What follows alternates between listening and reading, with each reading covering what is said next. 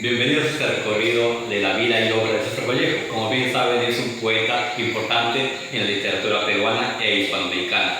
Hoy nos vamos a enfocar acerca de su novela Fauna Salvaje, en la cual Vallejo nos muestra cómo las creencias, costumbres, supersticiones llegan a dominar la mente humana, llegando a afectar a sus emociones y a su conducta moral. Pero a ello hay que recalcar en su biografía del autor para llegar a conocer un poco más a fondo. Como su nombre completo es César Abraham Vallejo Mendoza, nació en Santiago de Chuco un 16 de marzo de 1892. Es hijo de Francisco de Paula Vallejo Benítez y María de los Santos Burgonero. Vallejo es hijo doceavo de sus hermanos. Aquí recalco a qué se refiere con eso. Normalmente ustedes pueden encontrar información que dice que es el onceavo hijo menor, ¿no? Pero sin embargo tuvo un hermano que llegó a fallecer, es por ello que no lo consideran y a veces llegan a decir que dio 11 hermanos, pero yo recalco eso. Sus padres a Vallejo le inculcaron la vida sacerdotal, a la cual Vallejo en su infancia aceptó. Es por ello que vemos esa gran relación que Vallejo plasma en sus obras acerca de expresiones bíblicas y litúrgicas. En sus primeros versos se puede llegar a ver eso y en las demás obras. Vallejo a lo largo de su vida llegó a profundizar y a llegar a transformar su manera de perspectiva de una visión en que él miraba la realidad social y humana, lo cual lo llevó a desarrollar o a transformar una sensibilidad literal y ver la condición humana. Balta Espinar se despertó con sus adormilados ojos. Salió al corredor y tomó un pequeño espejo colgado en un clavo. Al mirarse, un estremecimiento lo sacudió y el espejo se hizo trizas en el suelo. Creyó mirar que alguien se movía detrás de él, pero no había nadie.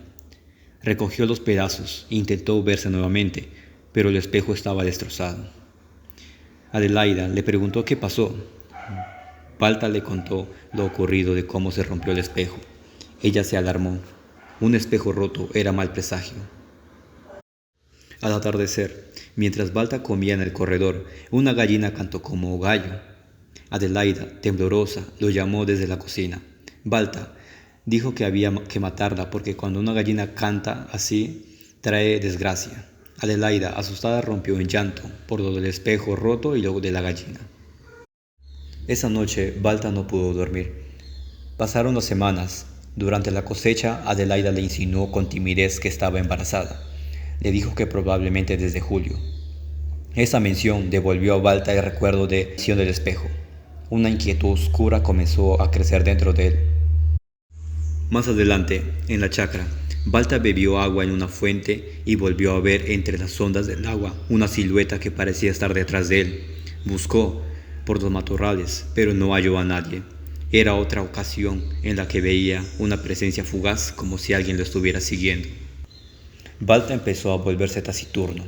Se alejaba solo, pensaba en silencio y miraba a Adelaida como una mezcla de amor, miedo y sospecha. Comenzó a preguntarse si ella lo engañaba con alguien. Nunca hablaba con Adelaida de esto, pero cada día se sentía más atormentado. Adelaida le suplicaba regresar al pueblo, pero él se negaba. Temía volver a casa, donde había visto por primera vez la misteriosa presencia. Los celos crecieron tanto que Balta llegó a creer definitivamente que Adelaida amaba a otro. En una discusión la acusó y la trató como si ya no fuera su esposa. Esa misma noche, Balta la obligó a ir con él al pueblo. Lo vistió de luto y él también se puso de negro, como si ambos estuvieran ya muertos. Después de eso, Balta volvió solo a la chacra. Vagó por un risco donde había sentido la presencia. Todo estaba tranquilo, el aire fresco. Se sentó al borde, sintió una fugaz sensación de paz. Y entonces sintió que alguien rozó su espalda. Balta se estremeció, perdió el control y cayó al abismo. Mientras tanto, en la casa del pueblo, Adelaida lloraba sobre su lecho. Había dado a luz esa misma mañana. Su niño despertaba de vez en cuando, inquieto, sin razón. La lluvia de marzo empezó a caer mientras la tragedia ya estaba consumada. Siguiendo con el análisis de la fábula salvaje. En la novela hay ciertos enfoques a tomar en cuenta. Está el enfoque humano, en la cual con Fábula Salvaje revela la vulnerabilidad del ser humano frente a las emociones, los miedos y las creencias. Con ello, Vallejo no solo cuenta una historia de superstición, sino que nos muestra cómo la mente puede ser dominada por las emociones intensas y las creencias irracionales, afectando a la vida de Balta. El enfoque psicológico. El conflicto interior de Balta refleja la ansiedad, paranoia y desesperación. Vallejo anticipa una visión moderna del conflicto entre la razón y la perturbación mental. En el enfoque social, bueno, la obra refleja la diversidad cultural, la estructura patriarcal de la sociedad rural. La novela nos muestra cómo las supersticiones y las creencias pueden afectar las relaciones humanas y la vida social. En la novela, por ejemplo, podemos ver también donde Adelaida se aproxima a Balta y le dice que si pueden regresar al pueblo, a la casa. Y Balta, con un rotundo no, se niega a no regresar. Ahí podemos ver cómo en los tiempos de antes y ahora también, bueno, más antes, la palabra del hombre o el hombre era más que la mujer supuestamente. Y ahí podemos ver tanto el enfoque social, la estructura patriarcal de la sociedad rural. En el enfoque emocional, Balta se hunde en la angustia y la desesperación, perdiendo el control de sus emociones y su razón. En la moral y ética, bueno, la obra aborda la degradación moral y ética del ser humano frente al miedo y la desesperanza. Vallejo con ello nos muestra a través de su personaje principal, Balta, ¿no? Cómo a través de sus enfoques nos da a conocer la vulnerabilidad del ser humano, la implicancia de tanto de las creencias, las supersticiones y aspectos culturales y psicológicos en los tiempos de antes, un panorama, ¿no? A tanto a los de antes con los de ahora, ¿no? Ya, nos encontramos con Larry, en la cual vamos a profundizar más acerca de la obra de César Vallejo. La obra es Fábula Salvaje, en la cual yo le voy a hacer 3 preguntas y él nos va a responder para centrarnos más y entender un poco de qué nos quiere mostrar Vallejo en su obra y los tiempos de antes con los de ahora. La primera pregunta sería, ¿cómo se refleja esa tensión entre las creencias tradicionales y la modernización en el Perú, teniendo en cuenta los años 20 en esos tiempos y también que la obra fue publicada en 1923? Bueno, a ver, buenas noches. Lo que podemos ver o resaltar de la obra es que Vallejo viene sabido, él crea un estilo nuevo y trata de reflejar básicamente las vivencias, ¿no? Que tiene el ciudadano, en este caso el Perú andino, y eso es lo que ocurre también en la obra Fábula Salvaje, ¿no? Trata de plasmar en esa obra las vivencias, ¿no? Del día a día. Claro, lo hace con un estilo único, ¿no? Más o menos melancólico, trágico y todo, ¿no? Pero que a la vez también va revelando el sentir o las creencias, el día a día del campesino. En este caso, pues ahí vemos varios puntos, las creencias, como bien lo dices, las supersticiones que podemos ver, el picante de una gallina, que hasta ahora inclusive se tiene esas supersticiones en el Perú actual, o la que se rompió el espejo y esas cosas, ¿no? Y bueno, vemos ese tema que quizás con menos intensidad en el tiempo de ahora, antes lo era más, porque mucho se dejaba llevar el ciudadano o la persona, básicamente por las creencias, ¿no? Que se venía arrastrando y eso marcaba su comportamiento en la vida. Ahora vamos a decir también que también existe, pero quizás con menos intensidad que lo que era tiempos antiguos, tiempos anteriores. Estamos hablando ya de más de 100 años, ¿no? Por los años 20 que ha sucedido al menos estos escritos, esta obra literaria que salió a la luz, ¿no? Y bueno, es eso lo que podemos resaltar y que a veces nos dejamos llevar por las creencias, las supersticiones. En el tiempo actual, a veces muchas personas también soy testigo que todavía se dejan llevar por el zodiaco, para hablar del periódico solamente por ver eso y se dejan llevar básicamente por ello, por la vida misma, ¿no? Sí. Ya. Segunda pregunta. ¿Qué enseñanza literaria podemos rescatar aquí acerca de la obra sobre la vulnerabilidad humana con relación a las creencias tradicionales y a las costumbres que también pueden repercutir en la vida misma de uno, ¿no? Mira, como digo, está plasmado las creencias en esa obra y que ahora parece mentira, pero también lo sigue viendo. Ahí te habla de algunas, como se mencionaba antes, ¿no? El canto de la gallina, que no debería de cantar, o si canta de día, no debería de estar cantando ¿no? Dice, por ejemplo, que si canta de día el gallo o la gallina peor, estoy en Bruna o hay de Gracia, que debe cantar siempre en la madrugada a las 5, el tema del espejo roto. Ahora podemos hablar, por ejemplo, por el otro lado, creencias o supersticiones positivas, vamos a decir. Por ejemplo, el tema de que debes en tu casa lamberse el gato, algunos lo interpretan porque vas a tener visita nueva, o que se te van a llegar las mariposas, interpretas también que van a tener visita nueva. Por otro lado, el canto de la lechuza en una casa, supuestamente anuncia esto desgracia, pero también esto de embarazo, qué sé yo, ¿no? Hay un montón todavía que están presentes, disimulados quizás más por los tiempos anteriores que están presentes, y que sin embargo hay gente que creo que ahí hay que tomar una separación o connotar bien, ¿no? Hay gente que lo toma, pero lo toma, digamos, así que comienza entre la chacota, no le dan importancia, es poquito que hablar, pero hay otros que, sin embargo, que sí, le dan toda la importancia y permite que estas supersticiones que tienen influyan en su vida, en su día a día.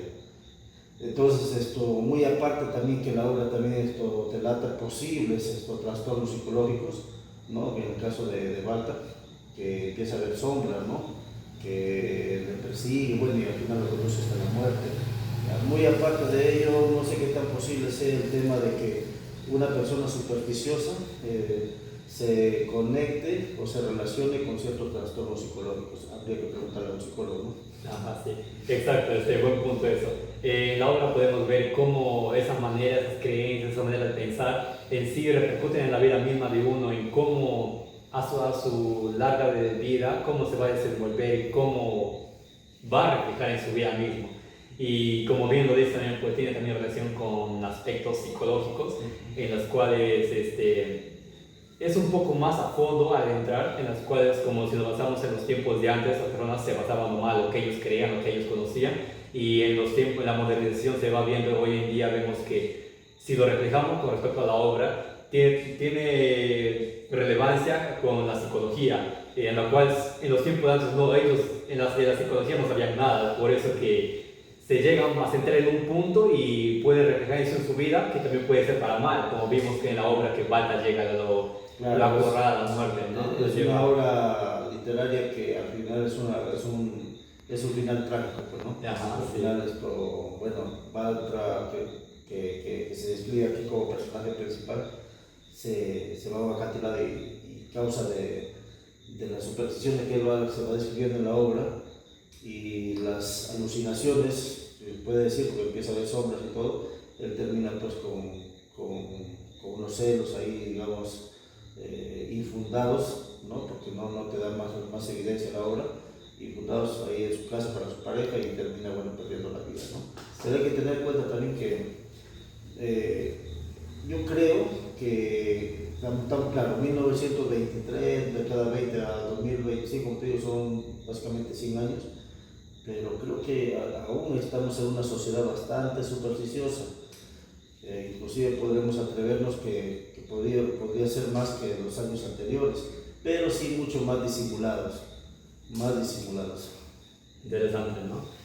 Sí, la obra en sí es algo en la cual debemos profundizar. Siguiendo con la tercera pregunta y última, ¿por qué crees que Fábulas Salvajes sigue siendo una obra relevante hoy, tanto para el estudio de Vallejo como para la literatura peruana y universal? A ver, ¿por qué es relevante? Porque, como te decía al inicio, Vallejos ha descrito o ha tomado como cantera, ¿no? Como material de cantera para sus obras lo cotidiano. Básicamente se narra todo lo que es el Perú profundo de aquellos años, que la serranía básicamente, aparte que le daba su propio estilo, un estilo melancólico. En su tiempo Vallejo revolucionó la literatura, además por eso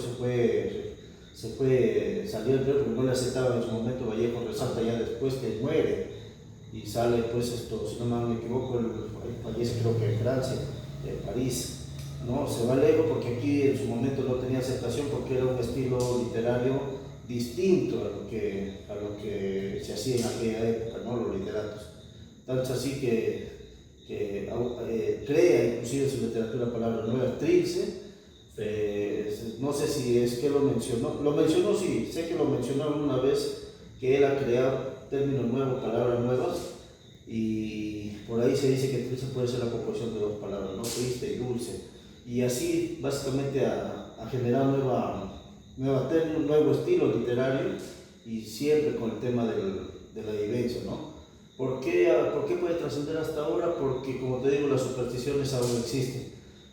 Tiempos inciertos, en tiempos quizás más caóticos que años anteriores, el ser humano a veces se aferra, pero no, a veces a la superstición, otros eligen aferrarse hacia lo divino, buscan un ser divino, más para el caso de nosotros, no como cristianos que somos a Dios, quizás tal cual lo conocemos y lo escribe la Biblia, en otras culturas serán otros, pero yo creo que básicamente la trascendencia de esos años hasta ahora es eso, ¿no? El ser humano en su condición vulnerable, en su condición débil, descubre en ciertos momentos críticos de su vida que, que, que, no sé, hay que aferrarse a la vida, hay que agarrarse de algo divino, hay que agarrarnos quizás de la superstición como lo es ahora, ¿no? Sí, ajá, sí, es interesante, es de gran importancia conocer y también sorprendente cómo Vallejo, ¿no? O sea, a través de sus obras, él plasma parte de sí y también parte de lo que él ve a lo largo de su vida, sus vivencias, y nos refleja también en la manera en la que nos presenta cosas de esta vida que llega a suceder, en las cuales es bueno reflexionar y nos ayuda a uno mismo a entender y comprender, ¿no? Ver distintos panoramas y poder llegar a una conclusión. Y bien, como tú lo dices también, como cada persona es diferente, hay veces que busca aferrarse a algo y aunque para bien o para mal, también en nuestra vida repercute. Así que con esa obra podemos un poco más profundizar, ¿no? Y también podemos entender el punto y la gran importancia que tiene esta obra y que Vallejo con Fabio Salvaje lo que nos quiere mostrar y enseñar, ¿no? Así que sí, de gran interés y importancia. Muchas gracias. Muy bien, Brian. Ya. Mi nombre es Brian y hoy me encuentro con el psicólogo Andy Castillo Fernández, en la cual nos va a ayudar a interpretar acerca de la obra. Como bien se sabe, toca aspectos psicológicos. La primera pregunta es, desde la perspectiva psicológica, ¿cómo interpretamos la lucha interna de Balta entre el miedo y la razón?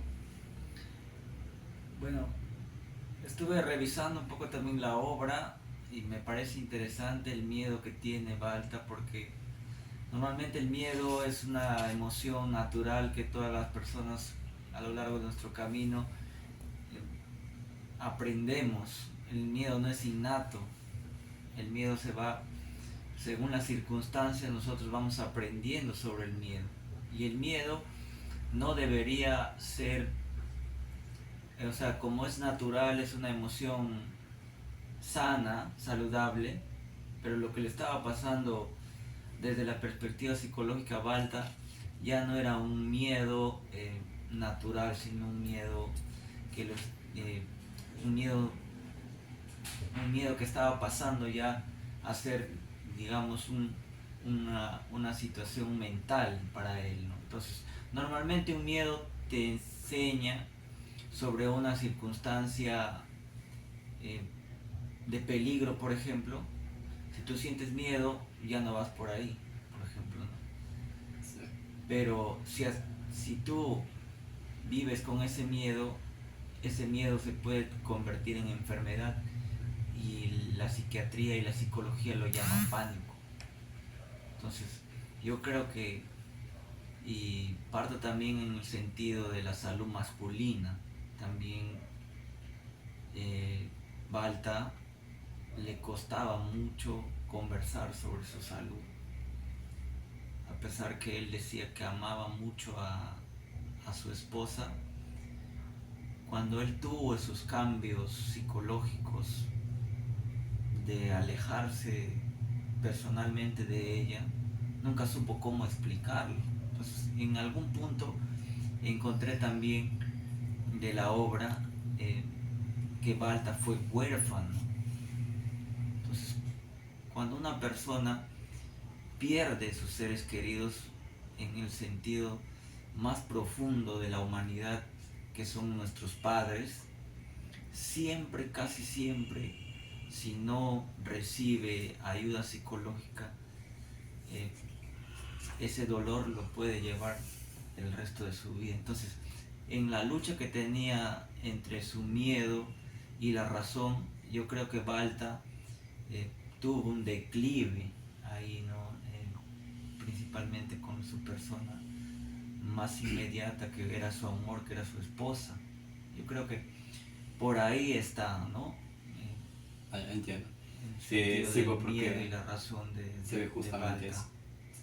Ya. Como segunda pregunta dice, ¿qué nos revela la obra sobre los efectos del miedo, la culpa y la soledad en la mente humana?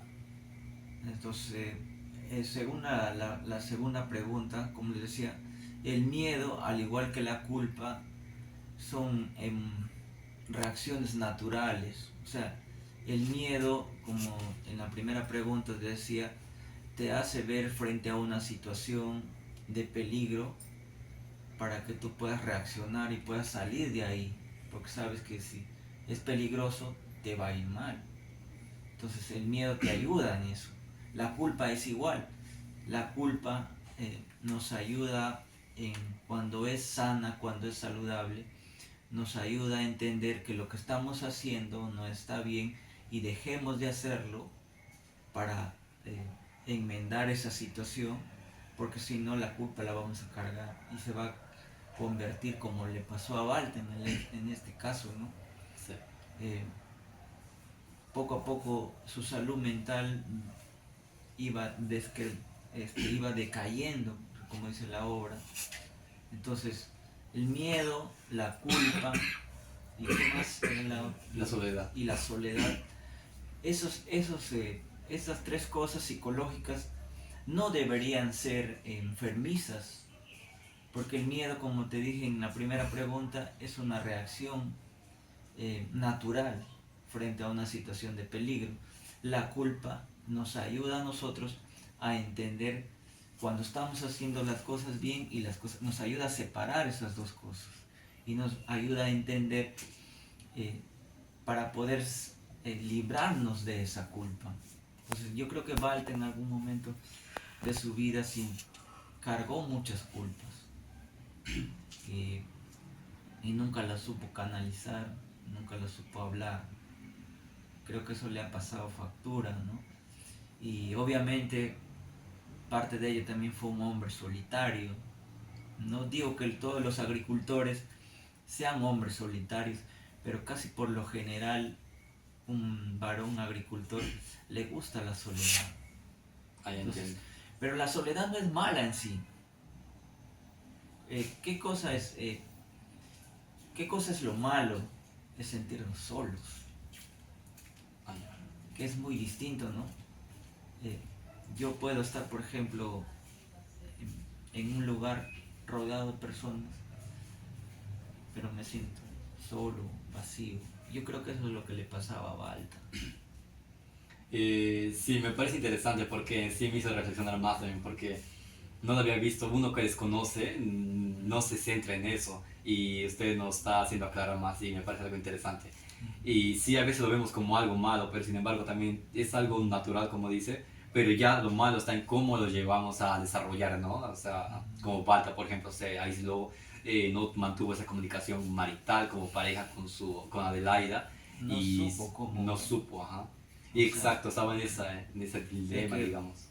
yo, por lo que analizo, Balta tuvo una infancia muy dura, por lo que veo, ¿no? O sea, Ajá, desde la perspectiva psicológica, no sé en qué tiempo se quedó huérfano, pero normalmente una persona huérfana es que ya no tiene familia. sí. Ajá, eso también es algo interesante también porque Vallejo también se centra en eso, pues en ese contexto, ¿no? En esos tiempos en la cual el tipo de vida era distinta, ¿no? Y también, ya que Vallejo también mira la humanidad desde una perspectiva y él lo refleja también, pues. Así es. Y me parece algo interesante Así que es. hayas analizado ese punto. Ahora, siguiendo con la pregunta 3, dice, ¿cómo se manifiesta la desintegración emocional y moral del protagonista desde un enfoque psicológico? La desintegración, Emocional y moral. eso justo estaba revisando también. em, una des- Cuando uno se desregula emocionalmente, no es de hoy para mañana. O sea, Entiendo. como te explico, he tratado de analizar el caso de Balta tratando de hacerme un, también una imagen de lo que fue él como ser humano. Y va un poco que también dirigido hacia los varones, ¿ya? Porque los varones no hablamos de lo que nos pasa. Buen punto. Entonces se nos es difícil o se nos hace sentir que somos en el sentido vulnerables porque lloramos o porque nos sentimos solos o porque no entendemos ciertas cosas que nos sucedieron. Entonces en ese camino creo que Balta tuvo una... eh, ¿cómo era la palabra? La desintegración. Una desintegración, y eso le pasó factura porque poco a poco fue separándose de su esposa, ¿no? Sí. Al punto, al punto en el sentido de desvariar a veces porque él no era la primera vez que fue a ese lugar solo, fue en diferentes ocasiones y trataba de entender lo que le estaba sucediendo, pero cada vez Peor. iba empeorando. Entonces yo creo que también pasa por el sentido de que Vallejo trata de hacernos entender que la salud mental no solamente se trabaja en el sentido de salud mental, sino también de nuestro exterior, de nuestro trabajo, de nuestro contexto. Ahora la salud mental ha tomado cuerpo, ¿no? Hay los centros de salud mental comunitario, pero en ese tiempo, pues, sí. Yo creo que si Balta hubiera estado en estos tiempos, sí hubiera encontrado Ayuda, ¿no? ayuda, yo creo que sí. Y sí, me parece interesante también eso. Y como bien nos dijo, otros aspectos también repercuten en uno también, ¿no? Y también como en los tiempos de antes, y también ahora, también hoy en día, también las personas, a veces su mentalidad es errónea, tanto ignorante, todos somos ignorantes, ¿no? Pero en estos tiempos, y ahora también se ve que algunos a veces se cierran a que tal cosa es así, así, y no se abren a otras cosas, y se limitan, pues, y Balta se aisló también, pues, tanto emocionalmente estuvo empeorando y a la larga sí, tuvo un trágico final, ¿no? Ahora, cuarta pregunta y final con esta. Dice, ¿qué enseñanza práctica podemos obtener de Fabla Salvaje para comprender la fragilidad y resiliencia emocional del ser humano? Y aquí cerramos esta entrevista, mi estimado, gracias. Creo que cerramos esta entrevista con esta palabra resiliencia. O sea, que la resiliencia es la capacidad que tiene la persona para superar situaciones adversas. Entonces, desde la perspectiva psicológica, creo que hay muchas personas que somos resilientes. Pero la resiliencia nos enseña que, o sea, lo que hemos pasado no nos determina. O sea, lo que tú pasaste no eres tú. Entonces, si muchos entendieran eso, y quiero citar a Sigmund Freud, él dice que lo que nos pasa, el sufrimiento, el dolor, debería hacernos más sabios. Si nosotros entenderíamos para qué existe el dolor y el sufrimiento. No es para lastimarnos, para destruirnos emocionalmente, porque eso es lo que nos pasa cuando, en este caso de Balta, que perdió, me imagino, a sus seres queridos. O sea, emocionalmente, la pérdida de un ser querido nos destruye, ¿no? Pero existen otras herramientas en las que nosotros vamos a ser resilientes. Entonces, una persona resiliente no es una persona resentida, es una persona que entendió que lo que le sucedió no lo determina él, sino que en este caso va a salir adelante pese a las situaciones que van a pasar. Entonces, y creo que parte de ello es la salud mental. ¿Qué es salud mental? Es estar bien en cada una de nuestras esferas en la que Balta fue empeorando, ¿no? En sus pensamientos, en sus emociones, en su culpa, en que mencionaste también, en la soledad. Entonces, y creo que Vallejo la resume tremendamente, la verdad que me ha dejado muchas enseñanzas esta obra magistral de Vallejo, en la que cierra con un aparente suicidio. Entonces, y aquí voy a terminar. Los hombres nos suicidamos más. Las estadísticas están así. Entonces, es un llamado, mi estimado amigo, a que cuidemos nuestra salud mental como varones. Si tienes un tío, si tienes a papá, si tienes un abuelo, un amigo, que ha pasado situaciones adversas en el camino, que tiene miedo, que tiene culpa, que tiene, ¿cuál era la otra? Miedo, culpa, soledad. Estas tres cosas no son malas, son humanas, como tú lo dijiste, ¿no? Y citaste a Vallejo. Desde la perspectiva humana, el miedo es una emoción innata, el perdón es una emoción aprendida que nos ayuda a escapar de algo peligroso. La soledad igual nos ayuda a encontrarnos a nosotros mismos, y la culpa nos enseña a diferenciar lo bueno de lo malo. Entonces, cuando es negativo, cuando el miedo nos paraliza y se convierte en pánico, cuando la culpa nos atrapa y nos empieza a destruir a nosotros mismos, ahí es negativo. Y cuando la soledad nos empieza, a pesar que estamos rodeados de personas, Valladan decía, yo estoy con personas pero me siento solo. Entonces, eso sería.